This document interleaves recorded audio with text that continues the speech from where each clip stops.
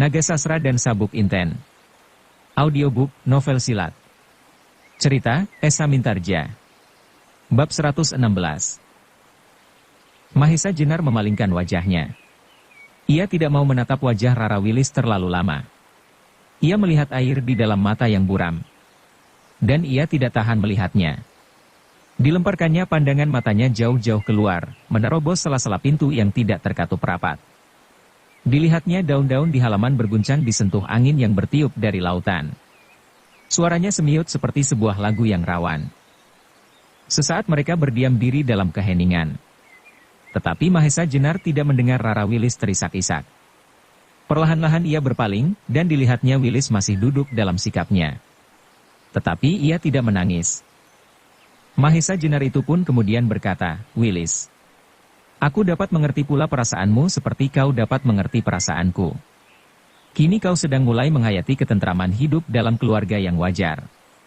Tetapi baru saja kau menikmati ketenangan ini setelah bertahan tahun lamanya kau terguncang-guncang oleh arus yang tak kau ketahui ujung pangkalnya, maka kembali kau diganggu oleh peristiwa-peristiwa yang sama sekali tidak bersangkut paut dengan masa depan sendiri.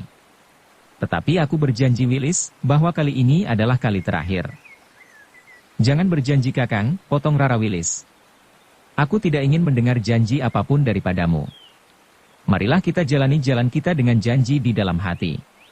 Sebab bagiku, janji bukanlah satu-satunya tempat untuk menyangkutkan harapan. Tetapi apa yang akan kita lakukan akan mengatakan kepada kita masing-masing, janji yang tersimpan di dalam hati itu." Mahesa Jenar mengangguk-anggukkan kepalanya. Ia dapat mengerti kata-kata Rara Wilis itu. Dan ia adalah orang yang mantap pada janjinya. Janji yang terpatri di dalam hati. Ia tidak pernah berjanji kepada Baginda Sultan Trenggana untuk menemukan keris-keris Naga Sasra dan Sabuk Inten, tetapi janji itu dipenuhinya. Janji yang disimpannya di dalam dadanya. Dan kini ia telah mengucapkan janji itu pula di dalam hatinya itu. Janji pribadi. Akhirnya Mahesa Jenar telah mengambil keputusan untuk pergi ke Banyu Biru besok bersama Bantaran.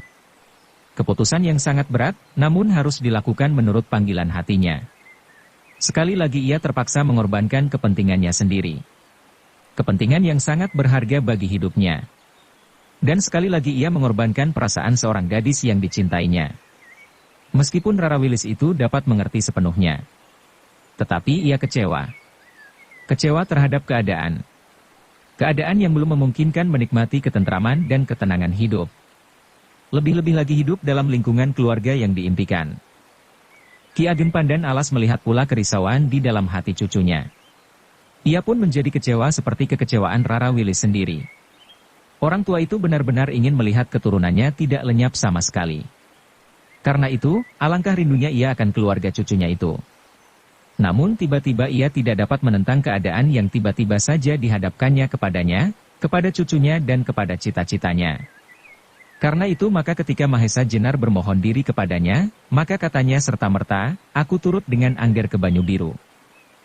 Mahesa Jenar terkejut mendengar jawaban itu. Juga Rara Wilis terkejut. Namun orang tua itu kemudian berkata pula dengan wajah yang suram, "Wilis, aku akan berbuat untukmu.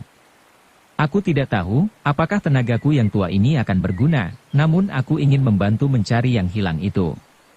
Betapa kecil arti usahaku, tetapi aku percaya semakin banyak orang yang berusaha mencari, maka semakin cepatlah cucu Hiduri itu akan diketemukan. Dengan demikian, maka Angger Mahesa Jenar pun akan semakin cepat selesai pula dengan pekerjaannya." Kata-kata itu berdenyut di dalam dada Rara Wilis dan Mahesa Jenar. Terasa betapa orang tua itu menjadi sedih karena keadaan. Tetapi orang tua yang penuh dengan pengertian itu, tidak saja hanya meratap, namun ia berbuat sesuatu untuk mempercepat penyelesaian. Karena itu, maka tiba-tiba Rara Wilis pun berkata, "Aku juga ikut Kakang." Mahesa Jenar terkejut mendengar permintaan itu. Karena itu maka dengan serta-merta ia berkata, "Jangan. Jangan Wilis. Aku tidak akan dapat menunggu dalam kesepian di Gunung Kidul ini." Mahesa Jenar tidak segera menjawab.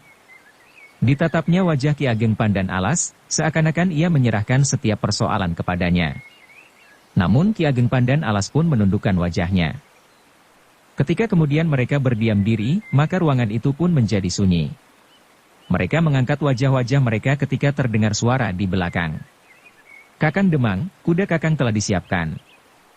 "Baik," sahut suara yang lain, suara Demang Sarayuda. "Aku akan pergi ke Banjar sebentar." Kemudian terdengarlah langkah keduanya lewat di sebelah dinding dan hilang ke pendapa. Dada Rara Wilis berdentang mendengar langkah itu, mendengar suara Rati dan mendengar suara Sarayuda. Mereka telah berhasil membangun suatu ikatan keluarga yang bahagia. Kalau ia tinggal sendiri di Kademangan itu, maka setiap kali ia melihat kebahagiaan itu, maka hatinya akan menjadi semakin kesepian.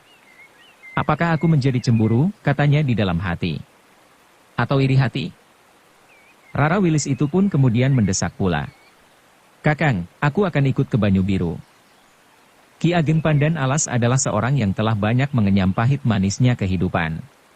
Tidak saja sebagai seorang pengembara yang harus bertempur dengan lawan-lawannya, dengan penjahat-penjahat dan dengan penyamun-penyamun, namun ia pernah juga merasakan duka derita hidup kekeluargaan. Orang tua itu pernah melihat anaknya menjadi korban yang menyedihkan.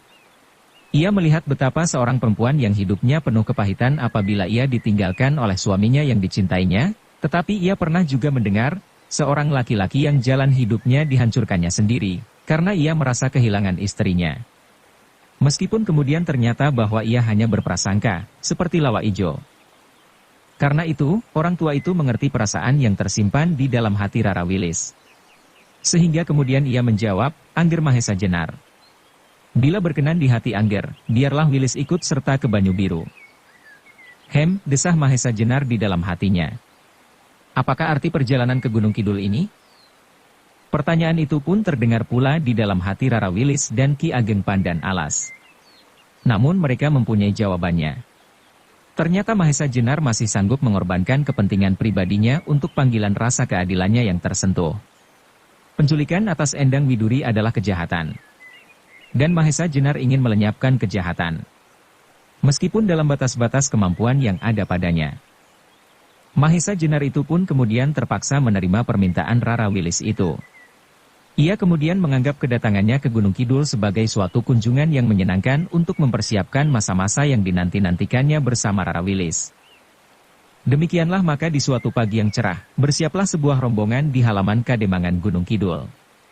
Meskipun Sarayuda dan beberapa orang tetua Kademangan itu menjadi kecewa, namun mereka terpaksa melepaskan rombongan itu pergi. Beberapa orang telah mendengar pula apa yang terjadi di Banyu Biru. Bahkan Sarayuda menyesal pula, kenapa Widuri itu dahulu tidak dibawanya sekali sehingga dengan demikian, maka tidak ada kemungkinan untuk menculiknya. Tetapi beberapa orang yang lain tidak mendengar berita tentang hilangnya seorang gadis di Banyu Biru, sehingga karena itu timbullah berbagai pertanyaan di dalam hati mereka. Beberapa orang tua-tua yang melihat Ki Ageng Pandan Alas ikut juga dalam rombongan itu, dengan berkelakar berkata, "Ki Sentanu, hati-hatilah. Jangan sampai terjadi bahwa kuda itu nanti yang menaikimu." Ki Ageng Pandan Alas yang dikenal bernama Ki Sentanu itu tertawa. "Mudah-mudahan," jawabnya. Pagi itu Mahesa Jenar beserta rombongan meninggalkan Gunung Kidul dengan hati yang bimbang. Kehadirannya di daerah yang berbukit-bukit itu benar-benar seperti sebuah mimpi saja. Namun mimpi yang menumbuhkan harapan di dalam hatinya. Bahwa suatu ketika ia akan dapat mengulangi mimpi yang pasti akan lebih indah lagi. Ketika mereka sampai di alun-alun kecil di muka rumah Kademangan itu, maka sekali mereka berpaling, dada Mahesa Jenar dan Rara Wilis berdesir karenanya. Mereka melihat Demang Sarayuda dalam pakaian yang indah berdiri di samping Rati istrinya. Mereka melambaikan tangan mereka sambil tersenyum. Tetapi senyum itu seakan-akan sama sekali tidak ditujukan kepada mereka. Senyum itu adalah senyum kebahagiaan mereka sendiri. Rati yang berdiri di samping Sarayuda itu tampak kepucat-pucatan. Ia tidak tahan berdiri terlalu lama, karena itu, maka segera ia masuk kembali ke halaman. Mahesa Jenar yang melihat Rati itu dengan tergesa-gesa, masuk kembali berkata tanpa sesadarnya, "Apakah Nyai Demang itu sakit?" Rara Wilis menundukkan wajahnya sambil menggeleng. "Ia tidak sakit," jawabnya. Tetapi ia terlalu pucat dan hampir sehari-harian berada di pembaringannya. Anak itu sedang mengidam. Ia telah mengandung 3 bulan. Oh, Mahesa Jenar tidak bertanya lagi. Tanpa disengaja ia telah menyentuh hati Rara Wilis pula. Karena itu sekali ia menarik nafas dalam-dalam. Dan kemudian diangkatnya wajahnya, memandang jalan-jalan di depannya. Jalan yang keras kemerah-merahan karena tanah yang liat.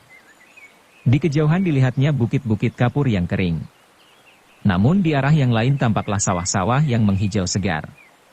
Gunung Kidul adalah suatu daerah yang bercampur baur. Ketika kemudian mereka telah melintasi perbatasan Induk Kademangan, maka kuda-kuda itu mulai dipacu. Ki Sentanu kini bukan lagi seorang tua yang ketakutan duduk di atas punggung kuda, namun tiba-tiba wajah menjadi bersungguh-sungguh dan katanya perlahan-lahan. "Marilah, mumpung masih pagi." Bantaran yang berkuda di paling depan, mempercepat kudanya pula. Suara kaki-kaki kuda itu berderak-derak di atas tanah yang kering. Debu yang putih mengepul tinggi di udara, mentakbiri daerah yang mereka tinggalkan. Daerah yang meskipun hanya sekelumit, namun telah menyentuh hati Mahesa Jenar sedemikian dalamnya. Kini mereka menghadapi jalan yang terbentang memanjang. Seperti sebuah jalur-jalur yang tak terkira panjangnya, membelit lereng-lereng bukit, menghujam lurah-lurah dan mendaki tebing. Sekali-kali menghilang di balik puntuk-puntuk yang menjorok di hadapan mereka, untuk kemudian timbul kembali, seakan-akan dari dalam tanah. Jalan-jalan itulah yang akan mereka lalui. Jalan-jalan yang dilalui beberapa hari yang lampau dalam arah yang berlawanan. Namun alangkah jauh bedanya perasaan mereka. Pada saat mereka datang dan pada saat mereka meninggalkan daerah yang baru sebentar saja disinggahi sepanjang hidupnya. Betapapun panjang jalan yang harus ditempuh itu, namun setapak demi setapak dilampauinya pula. Seperti sebuah benang yang digulung di sebelah ujungnya, maka kuda-kuda itu akhirnya akan sampai juga ke ujung yang lain. Setelah dilampauinya jurang dan ngarai, ditembusnya hutan-hutan yang lebat pepat, padang-padang rumput dan dilampauinya jarak yang memisahkan Gunung Kidul dan Banyu Biru. Dan jarak itu tidak terlalu pendek. Setelah mereka menempuh jarak yang panjang itu, setelah mereka melampaui jalan yang jauh, maka mereka kemudian melihat tanah perdikan Banyu Biru yang seakan-akan terbentang di lereng bukit Telamaya itu pun muncul di hadapan mereka. Demikian Mahesa Jenar melihat daerah itu, maka hatinya menjadi berdebar-debar. Daerah itu adalah daerah yang sudah dikenalnya dengan baik. Tidak saja liku-liku jalan-jalan kota Banyu Biru, namun lekuk-liku sifat dan watak penduduknya. Penduduk yang rajin bekerja tanpa banyak berteriak-teriak tentang kemampuan diri sendiri. Namun dengan demikian, mereka dapat menikmati hasil usaha mereka itu. Dan mereka akan dapat mewariskan hasil jerih payahnya kepada anak cucu mereka. Tapi kini tiba-tiba Banyu Biru itu serasa asing baginya. Baru beberapa hari ia berada di Gunung Kidul, namun kedatangannya di Banyu Biru kali ini seolah-olah benar-benar seperti orang baru. Terasa Banyu Biru itu tidak seperti Banyu Biru yang ditinggalkannya beberapa hari yang lampau. Sepi dan penuh rahasia. Banyu Biru bagi Mahesa Jenar, seperti menyimpan persoalan-persoalan yang tidak wajar di dalamnya. Warna-warna hijau segar di lereng bukit, tampaknya sebagai sebuah takdir yang membayangi daerah di lereng bukit itu, sebagai sebuah tabir yang menyimpan berbagai persoalan. Ketika Mahesa Jenar melampaui daerah-daerah perbatasan kota, dilihatnya beberapa orang sedang berjaga-jaga. Gardu-gardu perondaan kini telah dipenuhi lagi oleh orang-orang yang sedang bertugas seperti dalam saat-saat Banyu Biru sedang berperang. Mereka mendapat tugas untuk mengawasi kemungkinan orang yang menculik Widuri lolos dari Banyu Biru atau sengaja membawa Widuri keluar untuk disembunyikan. Namun penjaga-penjaga itu seakan-akan sama sekali tidak berarti. Widuri masih belum diketemukan, seperti lenyap di telan lereng-lereng bukit. Kepada para penjaga itu Bantaran bertanya, "Apakah kau sudah mendengar kabar tentang hilangnya gadis itu?" Penjaga itu menggeleng. Jawabnya, "Belum. Masih belum ada tanda-tanda apapun tentang gadis itu." Bantaran tidak berkata lagi. Mereka berpacu semakin kencang, seakan-akan takut terlambat. Namun dalam pada itu Mahesa Jenar berkata kepada Bantaran. "Bagaimana?" "Gelap," sahut Bantaran. Mahesa Jenar menarik nafas dalam-dalam. Apakah ia dapat berbuat sesuatu yang dapat menyingkap takbir kegelapan itu, sedang Kebokanigara sendiri tidak? Apakah yang dapat dilakukannya, seorang diri atau berdua, dan bahkan bertiga dengan Ki Ageng Pandan Alas dan Rara Wilis di antara ratusan orang Banyu Biru sendiri, termasuk orang-orang seperti Ki Ageng Gajah Sora, Lembu Sora, mungkin Ki Ageng Sora di Payana pula, Arya Salaka dan lain-lainnya. Mungkin mereka tidak dapat bertempur setangkas ke Bokanigara, namun mereka akan lebih mengenal daerah Banyu Biru seperti mereka mengenal semua ruang di dalam rumah mereka sendiri, seperti mereka mengenal halaman mereka sendiri. Mereka mengenal setiap penduduk Banyu Biru seperti mereka mengenal istri dan anak-anak mereka sendiri. Dan ternyata mereka itu tidak berhasil menemukan Endang Widuri. Lalu apakah kedatangannya akan berarti? Tetapi betapa ia menjadi bimbang akan usahanya, namun ia tidak akan dapat berdiam diri tanpa berbuat sesuatu. Ia harus berbuat, apakah berhasil apakah tidak berhasil, adalah masalah yang tak dapat dipecahkannya. Tetapi ia tidak boleh berputus asa, apalagi sebelum ia berbuat sesuatu. Namun Mahesa Jenar tidak dapat melepaskan kesan yang menggores di hatinya, bahwa ada sesuatu yang tidak wajar telah terjadi. Sesuatu yang tidak dapat diperhitungkannya dan dirabanya. Rombongan itu pun meluncur di antara sawah-sawah dan ladang di dataran yang terbentang di hadapan Bukit Telamaya itu. Namun terasa pula, seakan-akan batang-batang padi yang tumbuh di sawah, serta palawija yang menghijau di ladang-ladang memandangi rombongan itu dengan penuh prasangka. Seakan-akan mereka sama sekali membisu atas kedatangan itu. Bahkan seakan-akan batang-batang padi dan palawija itu telah menyembunyikan rahasia yang tak boleh diketahui oleh Mahesa Jenar dan rombongannya. Bahwa seolah-olah Endang Widuri yang hilang itu telah disembunyikan pula di sana. Tetapi rombongan itu berpacu terus. Beberapa orang petani memandangi mereka dengan wajah yang kosong. Hanya satu-satu di antara mereka berbisik. Mahesa Jenar telah datang pula untuk menemukan gadis yang hilang itu. Tetapi kembali mulut-mulut mereka terkatup rapat-rapat kala rombongan itu lewat di hadapan mereka. Beberapa orang yang melihat rombongan itu merayapi tebing Bukit Telamaya segera menyampaikan kepada Ki Ageng Gajah Sora. Arya yang mendengar pula laporan itu bertanya dengan serta-merta. "Bantaran telah kembali?" "Iya," jawab orang itu. "Sendiri?" "Tidak. Beberapa orang itu bersamanya." "Paman Mahesa Jenar," desis Arya Salaka. Karena itu segera ia menyiapkan diri untuk menjemput gurunya itu. Tiba-tiba timbullah kembali harapan di dalam dadanya. Harapan yang selama ini hampir padam. Tetapi sebelum Arya sempat meloncat ke punggung kudanya, maka derap kuda rombongan yang datang itu sudah sedemikian dekatnya, sehingga sesaat kemudian, mereka melihat rombongan itu masuk ke halaman. Ketika kuda-kuda itu berhenti, maka para penunggangnya segera berloncatan turun. Arya Salaka yang melihat Mahesa Jenar, tidak dapat menahan hatinya lagi. Segera ia berlari kepadanya dan seperti seorang anak yang menyambut kedatangan ayahnya, Arya itu pun segera menyambut tangan gurunya sambil berdesis. "Selamat datang Paman. Aku menjadi sangat gelisah, seandainya Paman tidak datang ke Banyu Biru." Mahesa Jenar menepuk punggung Arya Salaka sambil berkata, "Aku ikut prihatin Arya." "Terima kasih Paman. Aku percaya bahwa Paman pasti akan datang." Mahesa Jenar mengangguk-anggukkan kepalanya. Rombongan itu pun kemudian berjalan ke pendapa disambut langsung oleh Ki Ageng Gajah Sora, Ki Ageng Lembu Sora dan bahkan Ki Ageng Sora Dipanaya pun ada pula di pendapa itu. Di antara mereka berdiri dengan pandangan yang kosong ke Bokanigara. Mereka menyambut kedatangan Mahesa Jenar dengan penuh gairah. Seakan-akan mereka, orang-orang yang menentukan jalan perputaran roda Banyu Biru itu menggantungkan harapan mereka kepada Mahesa Jenar. Wajah-wajah yang ramah dan penuh harapan memenuhi pendapa itu. Ucapan selamat datang yang tulus dan sapa atas keselamatannya dengan penuh kesungguhan, seakan-akan mereka telah bertahun-tahun berpisah. Dan sambutan itulah yang menjadikan Mahesa Jenar semakin merasa dirinya asing pada keadaan di sekitarnya. Seakan-akan Mahesa Jenar melihat suatu daerah yang ketakutan karena berbagai ancaman. Ia merasa bahwa saat itu dirinya telah menjadi pusat perhatian dan bahkan seakan-akan menjadi tempat untuk mengadukan nasib mereka. Tetapi dada Mahesa Jenar itu pun berdesir karenanya, ketika ia melihat wajah Rara Wilis yang muram.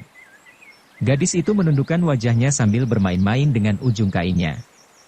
Dalam kegairahan orang-orang Banyu Biru menyambut kedatangan Mahesa Jenar itu terasa betapa kesepian telah melanda dada Rara Wilis. Sebagai seorang gadis ia merasa bahwa kali ini ia sama sekali tidak diperlukan. Seolah-olah tak seorang pun lagi yang ingat bahwa ia hadir pula di pendapa itu selain beberapa sapa dan Subasita, mempersilahkannya duduk. Namun kemudian perhatian mereka terampas oleh persoalan-persoalan yang telah menggemparkan Banyu Biru itu. Tak seorang pun lagi yang menanyakan, apakah ia bergembira datang kembali ke Banyu Biru. Apakah ia telah merencanakan kapan hari yang ditunggu-tunggu itu akan datang? Tidak. Tidak ada yang menanyakan itu kepadanya. Mahesa Jenar pun tidak lagi ingat akan kehadirannya. Tetapi gadis itu tiba-tiba menggeleng lemah. Dicobanya mengatasi gelora di dalam hatinya itu. Aku terlalu mementingkan diriku sendiri. Di sini, Banyu Biru kini sedang dihadapkan pada suatu persoalan yang harus mendapat pemecahan. Kenapa aku tidak sanggup untuk melupakan persoalanku sendiri seperti masa-masa yang telah lampau? Kenapa kini aku terikat kepada kepentingan diri ini? Dengan susah payah akhirnya Rara Wilis berhasil mengatasi kesepian itu. Namun terasa ia menjadi pening. Ia sama sekali tidak dapat turut bercakap-cakap dengan orang-orang lain seperti masa-masa yang lampau. Bahkan dengan Mahesa Jenar pun seakan-akan tak ada persoalan yang dapat dipecahkan meskipun hanya untuk berpantas-pantas. Tetapi kini ia sudah tidak lagi mengeluh bahwa percakapan mereka hanya semata-mata berkisar kepada persoalan Widuri yang hilang itu. Meskipun demikian, Mahesa Jenar tidak dapat melupakan kesan itu. Kesan kesepian yang memancar dari wajah Rara Wilis. Sehingga kemudian terloncatlah pertanyaannya kepada Ki Ageng Gajah Sora. Ki Ageng, apakah Nyai ada di rumah? Oh, ada. Ada, sahut Gajah Sora terbata-bata. Ia tidak segera mengerti maksud pertanyaan itu. Sehingga Mahesa Jenar itu pun berkata kepada Rara Wilis. Wilis, ternyata Nyai Ageng ada pula di belakang.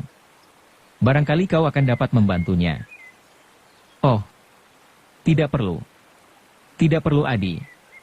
Biarlah Adi Wilis duduk saja di sini. Rara Wilis menarik nafas. Ia merasa bahwa ternyata Mahesa Jenar masih juga mengingat dirinya.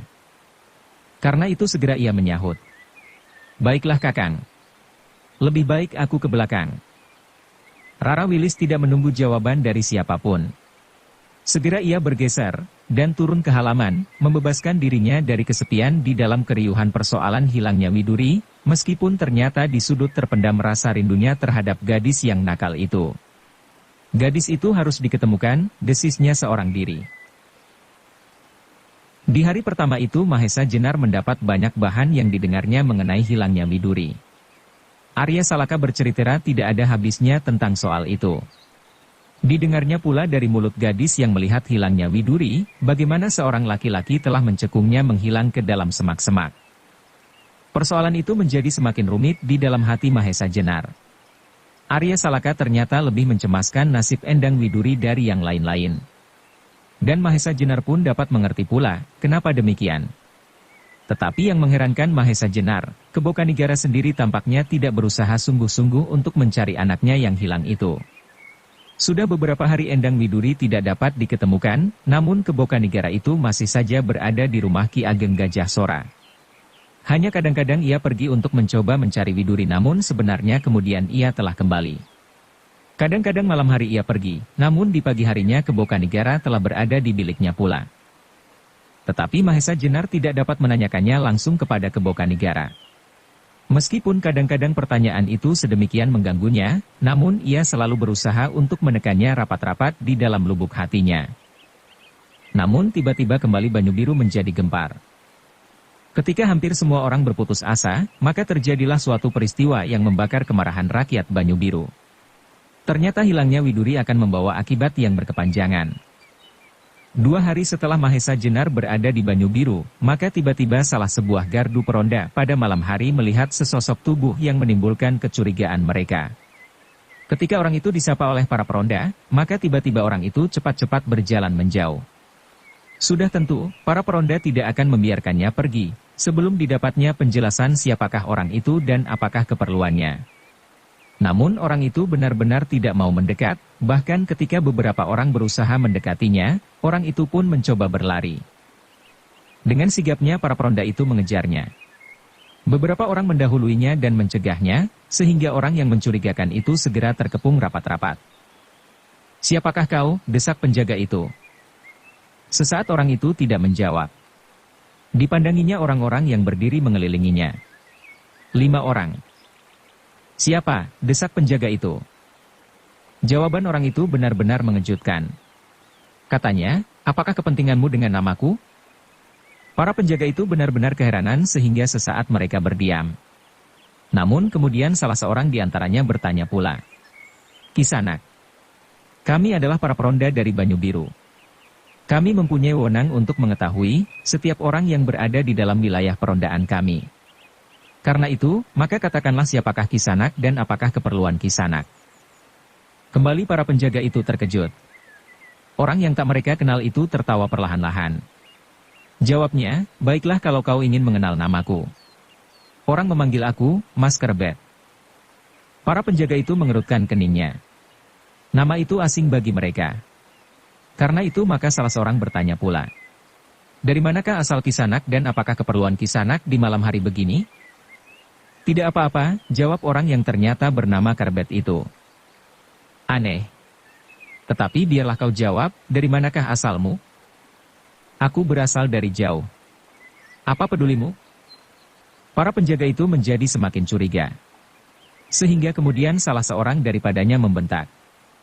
Jangan mempersulit pekerjaan kami. Katakanlah, apakah keperluanmu? Kalau kau berkunjung ke salah seorang penduduk Banyu Biru, siapakah yang telah kau kunjungi itu? Kerbet mengerutkan keningnya. Tiba-tiba ia bertolak pinggang dan berkata lantang. Jangan ganggu aku. Biarlah aku berbuat sesuka hatiku. Tidak mungkin Kisanak. Tidak mungkin seseorang akan dapat berbuat sekehendak sendiri. Di tanah perdikan ini ada peraturan-peraturan yang harus ditaati. Taatilah siapa yang mau mentaati. Aku tidak. Jangan berkeras kepala, Kerbet, bentak seorang penjaga yang kehilangan kesabaran. Kau mencoba memancing kemarahan kami. Apakah sebenarnya kepentinganmu? Jangan bertanya-tanya lagi. Aku akan pergi, minggir. Jangan berbuat seperti orang alasan. Taatilah peraturan kami. Kami adalah alat-alat untuk menegakkan peraturan itu. Tidak ada peraturan yang dapat mengikat aku, sahut Kerbet lantang. Peraturan bagiku adalah ikatan-ikatan yang tak berarti. Aturan bagiku adalah kedua belah tangan dan kedua belah kakiku, pedang di lambungku dan taruhannya adalah nyawaku. Para penjaga itu benar-benar menjadi heran. Apakah orang itu orang gila ataukah orang yang tak waras? Namun menilik sikapnya, maka orang itu benar-benar berbahaya bagi mereka, sehingga karena itu maka mereka segera mempersiapkan diri. Kerbet yang melihat para penjaga itu bersiap, berkata pula, apakah yang akan kalian lakukan? Kami hanya sekadar melakukan kewajiban kami, Kisanak harus menyebutkan nama yang sebenarnya, keperluan yang sebenarnya dan dari manakah Kisanak yang sebenarnya. Kalau tidak, kami terpaksa menangkapmu dan membawa ke rumah kepala daerah tanah perdikan ini. Kerbet itu tiba-tiba tertawa. Jawabnya, apakah kalian berkata sebenarnya? Tentu. Bagus. Cobalah tangkap aku. Sudah aku katakan, bahwa peraturan bagiku adalah kedua belah tangan dan kakiku serta pedang di lambungku. Para penjaga itu serentak bergerak maju. Tetapi Kerbet pun sudah bersiaga, bahkan tiba-tiba ia telah mulai dengan sebuah serangan yang benar-benar tidak disangka-sangka. Tangannya bergerak dengan cepatnya menyambar salah seorang dari kelima penjaga itu, sehingga tiba-tiba orang itu terdorong beberapa langkah dan terbanting jatuh. Terdengar ia mengerang kesakitan dan berusaha dengan tertatih-tatih tegak kembali. Namun terasa punggungnya menjadi sakit, sehingga karena itu, maka tenaganya sudah jauh berkurang. Keempat kawannya tidak menunggu lebih lama lagi. Segera mereka menyerang bersama-sama. Tetapi, ternyata mereka berhadapan dengan Mas Kerbet. Seorang anak yang aneh dan mengagumkan. Karena itulah maka mereka tidak dapat berbuat banyak. Mas Kerbet itu mampu bergerak secepat burung sikatan, dan menyambar-nyambar dengan garangnya, seperti burung Raja Wali. Benar-benar suatu gabungan kecakapan yang tiada taranya. Tetapi keempat orang laskar Banyu Biru dan seorang lagi yang telah hampir tak berdaya itu pun sama sekali bukan pengecut. Meskipun mereka terkejut melihat lawannya mampu bergerak dengan cepatnya, bahkan di luar dugaan mereka, namun mereka kini sedang melakukan tugas mereka, sehingga bagaimanapun juga, mereka berjuang sekuat-kuat tangan dan kaki mereka, maka mereka pun pasti masih akan tetap bertempur. Sehingga dengan demikian perkelahian itu menjadi semakin seru. Seorang di antara mereka berusaha untuk meninggalkan perkelahian itu untuk memberitahukannya kepada mereka yang masih berada di gardu penjagaan. Namun tiba-tiba Mas Karbet itu meloncat seperti seekor kijang, dan orang itu pun terpelanting pula beberapa langkah sehingga kemudian jatuh berguling di tanah. Alangkah marahnya para peronda itu. Namun tidak banyaklah yang dapat mereka lakukan selain mencoba bertahan atas serangan-serangan Karbet yang sedemikian lincahnya.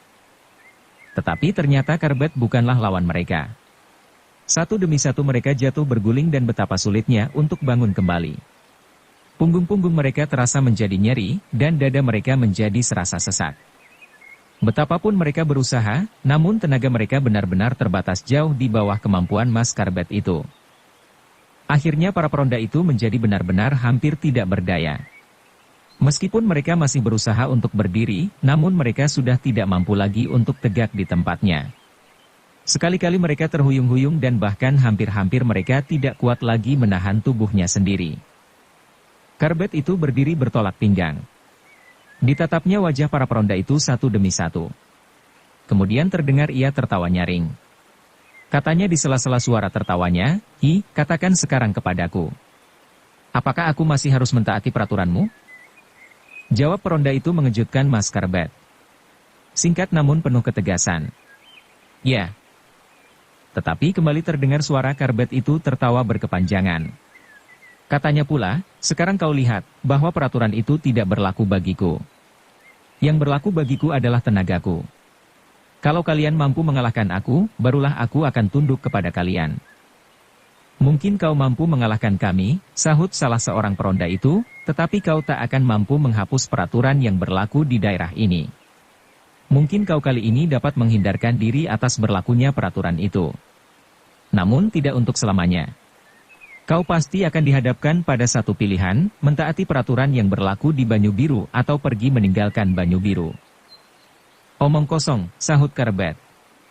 "Kau tidak mau mengakui kekalahanmu. Kau masih akan mencari-cari kebanggaan pada persoalan yang lain. Lebih baik kalian mengaku atas kekalahan ini. Hati kalian akan menjadi lapang. Dan kalian akan segera melupakannya."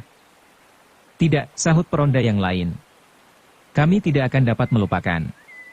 Meskipun kali ini ada seorang yang dapat meloloskan diri dari keharusan yang berlaku, tetapi di lain kali tidak akan terulang kembali." Karbet itu pun tertawa pula. "Kalian adalah laskar yang baik," katanya, "selagi kalian berhadapan dengan maut pun kalian masih tetap dalam tugas kalian. Nah, bagus. Karena itu maka Banyu Biru menjadi kuat. Jangan terlalu sombong." "Aku tidak sombong. Aku berkata sebenarnya. Dan kau pun berkata sebenarnya. Aku orang yang tidak mempunyai tempat tinggal yang mengikat aku, sehingga aku pun tidak terikat pada peraturan di daerah manapun juga. Aku akan berbuat apa saja yang aku kehendaki. Termasuk gadis yang hilang itu." Hi, para peronda itu terkejut seperti disengat labah-labah biru. Betapapun mereka menjadi lemah, namun mereka melangkah pula maju sambil berkata, "Apakah yang kau katakan tadi? Gadis yang hilang beberapa hari yang lampau yang kau maksudkan?" "Ya," sahut Karbet. "Gadis yang hilang itu telah aku ambil." "Setan," terdengar salah seorang peronda itu mengumpat. "Sekarang kau tidak akan dapat meninggalkan tempat ini. Apakah kau ingin bertempur lagi?" "Kami belum benar-benar kau lumpuhkan," sahut peronda itu. Dan tiba-tiba terdengar gemerincing pedangnya. Dan pedang itu pun kini telah berada di dalam genggamannya. Kawan-kawannya pun segera menarik senjata-senjata mereka pula. Berkata pula peronda itu, "Kami tidak bisa mempergunakan senjata kami apabila tidak terpaksa. Kini kami melihat, bahwa seandainya kami melukai dan bahkan apabila terpaksa membunuhmu, bukan salah kami. Kami tidak biasa berbuat demikian dalam keadaan yang damai seperti sekarang. Namun keadaan ini pun keadaan yang tidak bisa pula." Karbet mundur selangkah. Katanya, "Jangan menjadi gila karena kekalahan kalian. Jangan bermain-main dengan senjata. Siapa yang bermain-main dengan pedang, maka ia akan sampai pada kemungkinan dilukai dengan pedang pula. Kami berpijak pada kewajiban kami." "Bagus. Sudah aku katakan, kalian adalah laskar Banyu Biru yang baik. Tapi bagaimanakah kalau kita hindarkan pertempuran ini?" "Hanya ada satu kemungkinan," sahut peronda itu. "Serahkan Endang Widuri. Syaratmu terlalu berat." "Tidak ada syarat yang lain. Kalau begitu, baiklah aku melawan dengan pedang pula. Sebelum para peronda itu menjawab, maka Karbet itu pun telah menggenggam sebilah pedang pula. Pedang yang tidak terlalu panjang, namun benar-benar telah menggetarkan hati para peronda itu. Apalagi ketika Karbet itu berkata, "Kalian sudah tidak dapat berdiri tegak lagi. Apakah kalian masih mampu mengayunkan pedang?" Para peronda itu tidak menjawab. Kembali mereka mendesak maju. Namun kembali mereka terkejut ketika mereka melihat tiba-tiba saja Karbet telah meloncat sambil memutar pedangnya. Dalam satu gerakan yang sangat cepat dan berganda, maka dengan getar kemarahan yang meluap-luap di dalam dada, mereka melihat dua bilah pedang dari kelima pedang itu telah terlempar jatuh.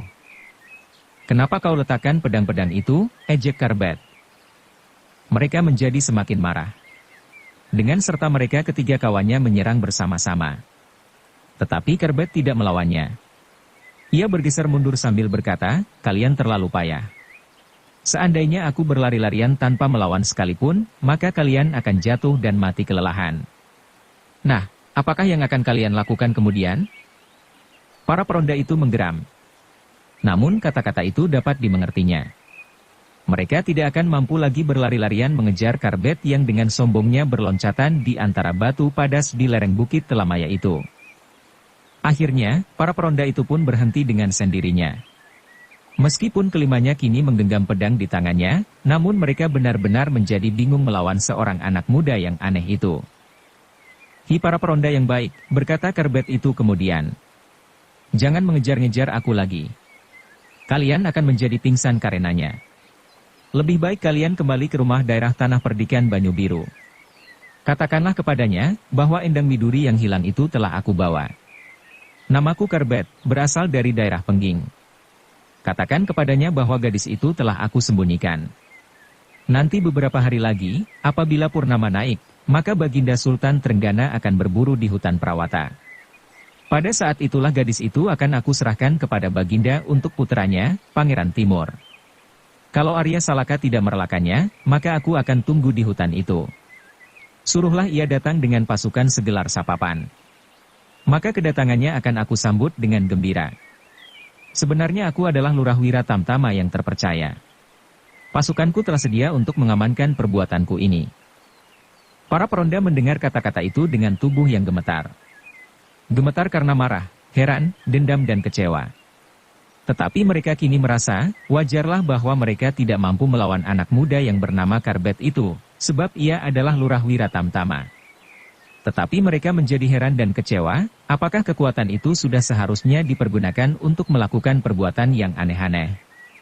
Apakah dengan demikian, maka Karbet benar-benar telah berbuat sebaik-baiknya sebagai seorang Wira Tamtama.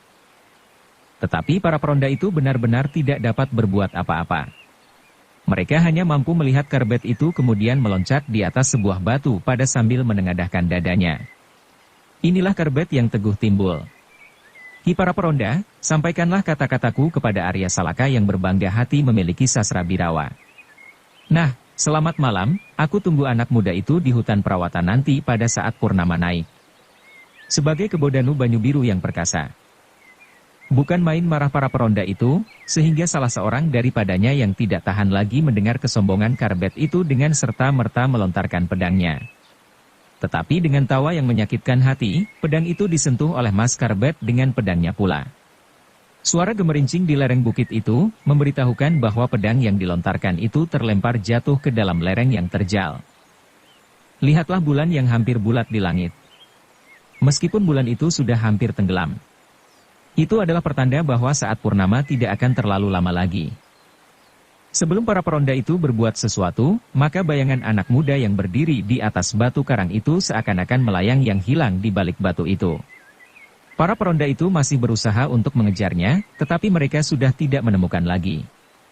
Jejaknya pun tidak. Berbagai perasaan bergolak di dalam dada para peronda itu. Sudah sekian lama mereka mencari seorang gadis yang hilang. Dan sudah sekian lama mereka tidak dapat menemukan jejaknya. Kini tiba-tiba mereka mendengar langsung bahwa gadis itu telah dilarikan oleh anak muda yang bernama Karbet. Dengan suara para peronda itu berkata, "Pantas. Kalau bukan anak muda itu, maka sudah pasti Endang Widuri tidak akan berhasil dikalahkannya." Bukankah anak gadis itu sendiri mampu bertempur melampaui kita masing-masing? Bahkan kita berlima sekaligus. Yang lain-lain menganggukkan kepala mereka. Tetapi mereka tidak dapat tinggal diam dengan penuh kekaguman. Tiba-tiba mereka sadar bahwa apa yang mereka lihat dan mereka dengar itu harus mereka sampaikan kepada kepala daerah perdikan mereka. Karena itulah maka dengan tergesa-gesa mereka berjalan kembali ke gardu mereka. Menceritakan kepada kawan-kawan mereka yang mendengarkan dengan penuh keheranan dan kekaguman. Kami akan pergi ke rumah Ki Ageng, berkata peronda itu. Kenapa kalian tidak memberitahukan kepada kami? Mungkin kami akan dapat membantu menangkap orang itu, apabila kami datang bersama-sama. Sudah kami usahakan, tetapi kami tidak sempat melakukan. Kelima orang itu pun segera meninggalkan gardu mereka, dan dengan tergesa-gesa pergi ke rumah Ki Ageng Gajah Sora. Kedatangan mereka benar-benar mengejutkan. Para penjaga di rumah Ki Ageng itu pun terkejut pula. Dengan serta-merta mereka bertanya, ada apa di gardumu? Penting sekali, jawab yang ditanya. Kami menghadap Ki Ageng. Malam-malam begini? Tidak besok pagi. Terlalu penting. Soal apa? Gadis yang hilang itu. Aku tidak. Penjaga itu terkejut. Kau menemukannya. Akan aku beritahukan kepada Ki Ageng. Ya. Tetapi apakah sudah kau ketemukan? Berilah kesempatan aku bertemu Ki Ageng. Tergesa-gesa sekali. Oh, penjaga itu pun sadar bahwa ia harus membangunkan Ki Ageng. Karena itu, maka cepat-cepat ia pergi ke samping rumah dan perlahan-lahan mengetuk dinding di tentang pembaringan Ki Ageng. Siapa? Terdengar sapa dari dalam. Kami, para penjaga Ki Ageng. Ada apa? Seseorang peronda melaporkan tentang gadis yang hilang itu. Ki Ageng Gajah Sora terkejut sehingga ia terloncat dari pembaringannya. Penjaga yang membangunkan itu mendengar pembaringan Ki Ageng berderak dan didengarnya langkah tergesa-gesa keluar dari dalam biliknya. Sesaat kemudian didengarnya pintu peringgitan terbuka, dan Ki Ageng muncul di ambang pintu. Siapa yang membangunkan aku? Penjaga itu telah berdiri di samping tangga pendapa. Sehingga dari sana ia menjawab, aku Ki Ageng. Kemari. Kemarilah. Katakan apa yang kau ketahui tentang gadis itu. Bersambung ke bab 117. Dukung kami dengan subscribe, follow, like, komen dan share. Terima kasih.